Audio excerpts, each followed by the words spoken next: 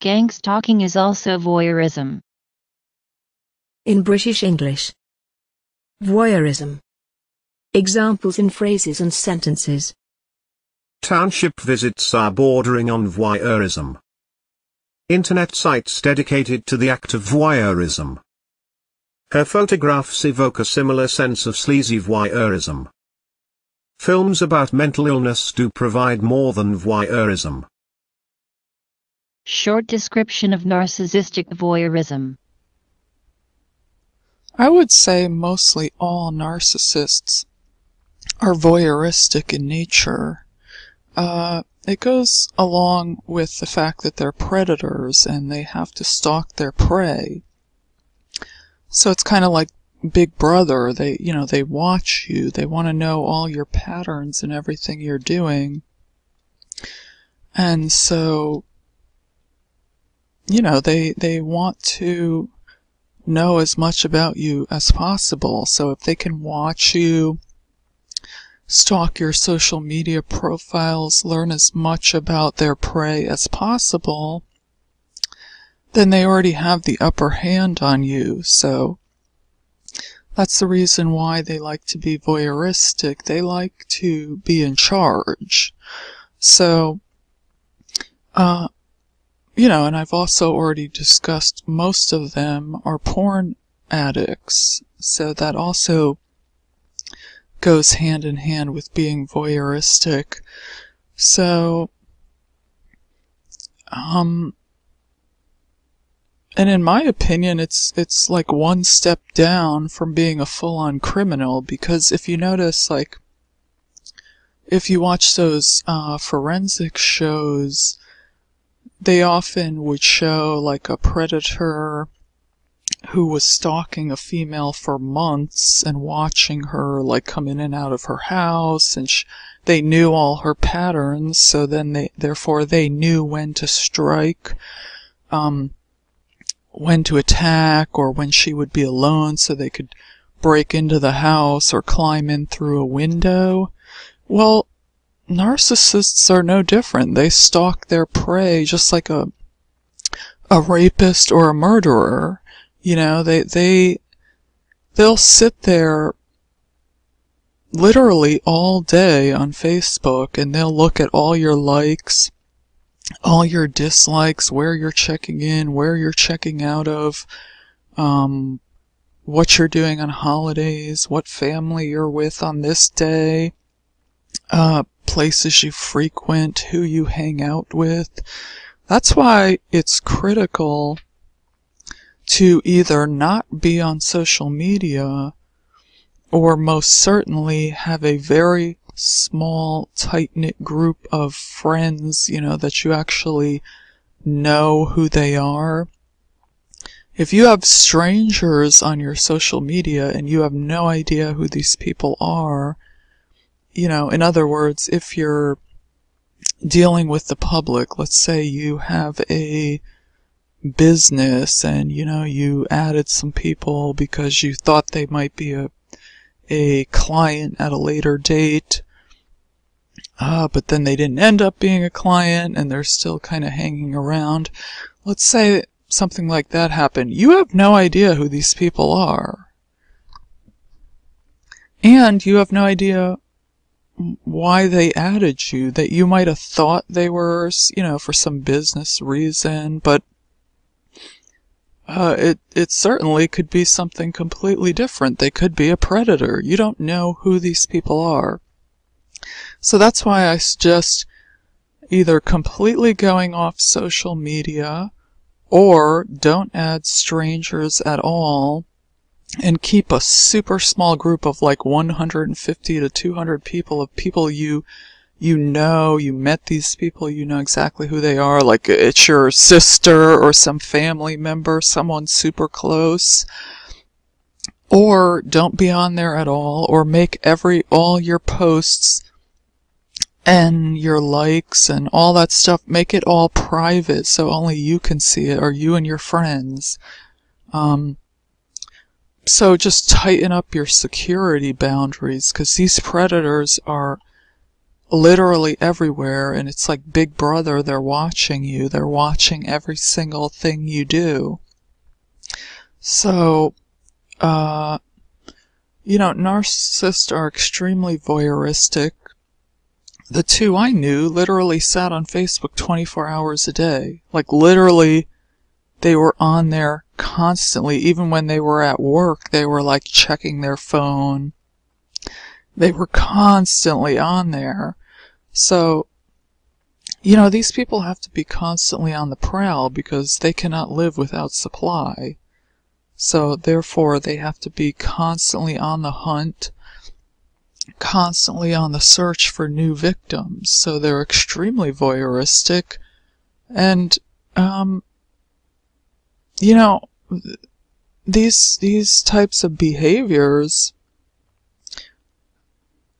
are one step down from being a criminal, so I wouldn't really put it past them to step up to committing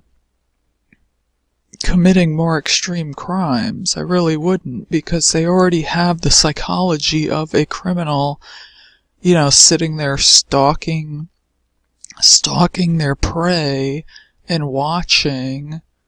It's pretty creepy, actually.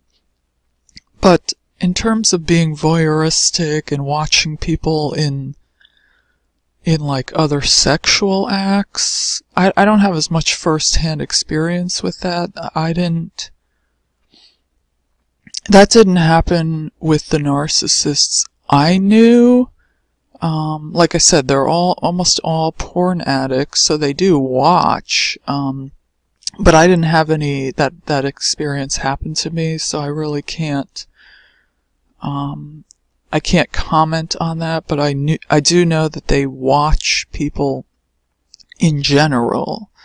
As far as being a peeping Tom and watching people get undressed or watching a couple across the street having sex, I certainly feel that would definitely entice them because they're creeps in general. So, and they're already watching people all the time. So if that happened, I'm sure they would take note of that, and they probably would start watching the female and trying to talk to her or something, because they're total creeps. So I wouldn't put that past them at all. I mean, when they're looking for prey, okay, they don't care if the person is married, has kids. They don't care about any of that because they're looking for an in. They're looking for an in. They're looking for the female to say, oh, well, my marriage isn't going that good, or he did this, or he did that. Something she's mad about. Okay, now the narcissist has an in. So, they could give a crap if the person is married. That every single person is it's like an equal playing field. Like, they're open for business. Like, they're, you know what I mean? Like, they are a potential victim. They are a potential source of supply. It does not matter if they have 6 kids and their husband is some big, 300-pound football player that could kill the narcissist. Like, they don't care. They do not care. They are, you have to understand, they are drug addicts. So they are fearless and relentless in their pursuit of getting supply. So they want to have as many avenues of getting that supply as possible. So they'll make acquaintances with married people. So when they either get divorced and they need a shoulder to cry on, oh, okay, narcissist will be there. You know what I'm saying? Like, they're looking for any kind of way to get in. And if you're in a vulnerable state, that's even better for them. You know what I mean? Because they can just they can just jump right in and fill that void for you and pretend to be your best friend. So that's it. That's a direct path for them to get into your life. So, in terms of narcissists being voyeuristic, they're extremely voyeuristic. They like to be behind the scenes and just watching people and stalking their prey. I believe they enjoy that because they are aware of the rewards. You know, they're kind of like, they're excited about the payout and the rewards that they can get from this potential victim. So, you know, they're just like excited about this, thinking about the ways in which they can hurt and destroy this person. So it becomes like a hunt and a chase, and so I think they kind of enjoy every part of this sick, twisted game. But I think they kind of resent that they're kind of a slave to other people at the same time. So it's kind of like a double-edged sword. They like it because they know they need the supply, but then they're kind of a slave to other people, and if they were so godlike, they shouldn't need to be a slave to other people. So, you know, it presents for them a kind of a dichotomy, but they can't change themselves. They have not figured out a way to get out of this mess, so they just, it's a continual loop day after day of where they're constantly searching for prey. So are narcissists voyeuristic? Absolutely. They watch people 24 hours a day. They're constantly on the hunt for new victims. And no one is off limits to the narcissist predator. Voyeurism is a mental disorder. Hi, this is Dr. Kira Stillen. We're going to start talking about paraphilic disorders, and these have to do with items of a sexual nature, so probably not great videos for children, to say the least. But this is part of the DSM. We're going to talk about all the issues in there, and this is the 5th edition. This one is voyeuristic disorder. Okay, so individuals with voyeuristic disorder tend to observe others, and the others that are being observed do not know about it. This can be when they're in the process of taking off their clothes, or they're already naked, or they're in a sexual act with somebody else. That's what's considered voyeuristic, if one is observing it and the individual or the individuals have no knowledge of it. Now, to make this a disorder, the individual who's the voyeur has to watch and then begin to have fantasies about being involved with the person in a sexual nature for more than 6 months. And these desires, these fantasies, they're present, and they start to get in the way of the person's work, their relationships, their friendships, their relationships with family, and they're not productive because of it. So if that's the case, that is when we go ahead and diagnose them with voyeuristic disorder. Now, sometimes this is so disturbing that the individual has to go to an institution to help with the therapy or the treatment. And one of the reasons why this is because voyeuristic disorder can often meld into other sexual issues as well. And to be able to kind of see this early and make sure that it's taken care of early is really important, because crimes that have to do with the sexual nature tend to be awful for the victim, as well as they tend to carry the longest rates of incarceration.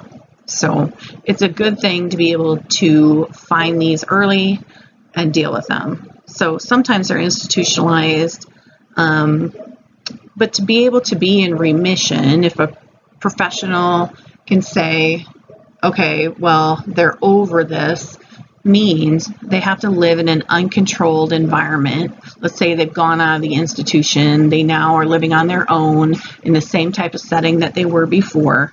If they can go 5 years without this observation, without people knowing it, and or the fantasies as well, we consider that person in remission. Now, an individual that doesn't act out or play on these fantasies, we label that as voyeuristic sexual interest. We don't label it voyeuristic disorder until they have acted upon it with somebody playing the role of non-consenting individuals. So, all right. Lastly, I took a look at some of the laws that were out there, because when you look at mental illness, there's the law aspect, and we don't always get into the law aspect with things. So I wanted to kind of find out what was out there, and there wasn't a ton. Federal law, though, voyeurism, so I looked at Iowa because that's where I'm from, and the only thing they had on that was stating that voyeurism should not be considered a disability. So nobody should get any of the items that somebody with a disability would have or would gain. But there was a law out there known as Video Voyeurism Law of 2004. And what this is that if someone makes a film where they're observing somebody else that is not aware that they're there needs to be a reasonable amount of privacy where the person believes that they're alone, that they feel that they can get changed or dressed without anyone's knowledge or without anybody seeing it. So that could be a bedroom, a bathroom, changing room. And if someone else videotapes them taking out their clothes, being in a sexual act, or being nude, and if they then sell that image or send it or share it with others, this is absolutely illegal. And they can be convicted of a first or second degree. They also have a first or second degree conviction already. I mean, it's illegal if they sell it or send it out. But this is considered a Class E felony, and the person can serve 1 to 4 years in prison for this. So I just wanted to kind of stick the law in there too and make sure we covered that with the mental illness. Even the viewing of someone underneath their clothes. So even if your camera catches underneath somebody's skirt or down their blouse or whatever, maybe there's a mirror on somebody's shoes and they're videotaping that, it's illegal. And then any filming of a minor in a voyeuristic manner in any way is absolutely illegal. Just having pictures of anyone naked under the age, if you're 18 and you have pictures of somebody under the age of 18, that is absolutely illegal. So you need to be really, really careful that you don't have pictures of anything or any person's body under the age of 8. Not that anybody would have that, but it's absolutely illegal. It's considered child pornography. No videos, no photos. Psychologists who wanted to study pedophilia cannot. It's tough because they cannot have any type of image.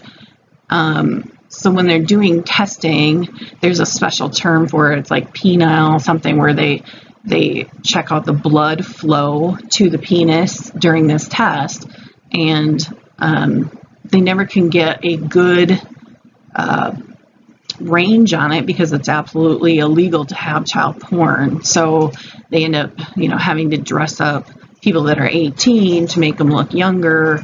And, it's one of those things that if we want science on it, you don't want to hurt anybody in the process, but we also want to take these issues seriously. It's been so taboo in our society, but in order to get rid of the problem, we've got to discuss the problem, and we have to understand it from a scientific sense. So, maybe they can get to a point where they lock that stuff up and have some type of ethical watch over each other. But in order to really get this down, get sexual dysfunctions and the rate of it down, we really need to take a look at it scientifically. All right, well, I hope you enjoyed this video. I've got others coming on paraphilic disorders or sexual issues with the sexual nature to it. Also, if you like the video, please click the like button, and I will be back. Thank you very much. Voyeurism is against the law. Technology has facilitated the commission of sexual offenses such as voyeurism, cyberflashing, distribution of intimate images, often referred to as revenge pornography. And there has been an increase in such cases. These offenses are currently criminalized under the Films Act and Penal Code. We want to create specific offenses in the Penal Code to provide a proper framing for such offenses and adequate punishments. Voyeurism involves observation or recording of someone doing a private act without the person's consent. Some of the more commonly known forms of voyeurism include upskirting, downblousing. Recently, there has been a spotlight on these offenses because of the incident in NUS involving Mr. Nicholas Lim. These offenses are currently dealt with under insulting of modesty in the Penal Code and Films Act. The current laws, in my view, do not adequately address the range of offenses, including voyeuristic recordings and the distribution of such material on the internet. So we propose to introduce specific offenses involving voyeurism, which will define the offending behavior and provide for adequate punishment. The proposals, members know, as I said earlier this afternoon, well predate the incident involving Mr. Lim. In fact, the bill was tabled in Parliament before that incident came public. And it was before that incident took place as well in terms of working on it and drafting. We have also introduced a presumption where the accused person has made a recording of another person doing a private act or of their private parts. It will be presumed that the person recorded or observed did not consent to the observation or recording. Sometimes there are evidential challenges because you can find the images, you can't identify who the person is. This will get over the legal burden, and presumption is that there was no consent, and the accused can then say why there was consent. The new offenses will criminalize peeping Tom behavior, making of voyeuristic recordings, distribution, possession or gaining access to such recordings. Also, modifying any part of a building structure to make voyeuristic recordings will also be criminalized specifically. This was recently reported in international media as being a very serious issue in South Korea. The proposed maximum imprisonment terms for the observance, possession, and making of such voyeuristic recordings is now going to be 2 years if the bill gets passed. That's double the current maximum 1 year punishment for the offense of insulting modesty under Section 509. There is, I think, a clear need to deter the proliferation of voyeuristic recordings. So distribution of voyeuristic recordings will attract a higher punishment, a maximum imprisonment term of 5 years if you go around distributing this. The court may also impose a fine and caning for these offenses. So refer to clause 120. We have also introduced a new offense to criminalize sexual exposure, which is commonly known as flashing. There has been a prevalence of this. Persons intentionally send unsolicited pictures of their genitalia over social media or messaging platforms. That will be criminalized. Penalties for that offense will be enhanced where the victim is below 14 years old. distribution or threat to distribute intimate images. We will introduce new offense for distribution, threat to distribute. It's colloquially known as revenge porn. Intimate images could become widely shared and on platforms may be impossible to completely remove, and they have the potential to cause great harm to the victim. The offense will exclude images such as caricatures, cartoons of a person performing sexual acts. So lewd caricature of a person may amount to harassment, but not something that could be mistaken as an intimate image of the person depicted. Maximum penalty for this offense would be imprisonment up to 5 years with the option of fine and caning. Where the offense is committed against a person below 14 years old, imprisonment will be made mandatory. New offense will also cover cases where a person unlawfully accesses databases or recordings that contain intimate images. That's also in clause 120. Some victims might suffer from Stockholm Syndrome.